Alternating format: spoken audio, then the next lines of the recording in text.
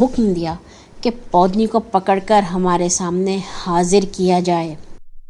کہنے کی دیر تھی، تھوڑی ہی دیر میں پودنی کو پکڑ کر حاضر کیا گیا۔ راجا اسے اپنے محل میں لے گیا۔ جب پودنا باغ میں واپس آیا تو دیکھا کہ پودنی غائب ہے۔ بڑا سٹ پٹایا، ادھر ادھر دیکھا مگر کوئی پتہ نہ چلا۔ معلوم ہوا کہ راجا پکڑ کر لے گیا ہے۔ پودنے کو یہ سن کر بہت غصہ آیا۔ اس نے سوچا پودنی کو راجا کے قید سے چھڑانا چاہیے۔ یہ سوچ کر اس نے سرکنڈے کی ایک گاڑی بنائی۔ بیلوں کی جگہ اس میں 2 مینڈک جوتے اور راجا سے بدلہ لینے کے لیے چل پڑا۔ چلم چلا بھئی چلم چلا۔ راستے میں خالہ بلی ملی۔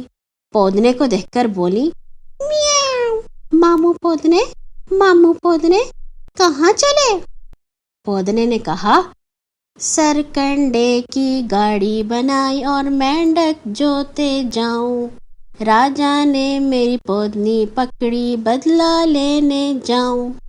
خالہ بلی نے کہا، میاؤ، ماموں پودنے، میں بھی چلوں؟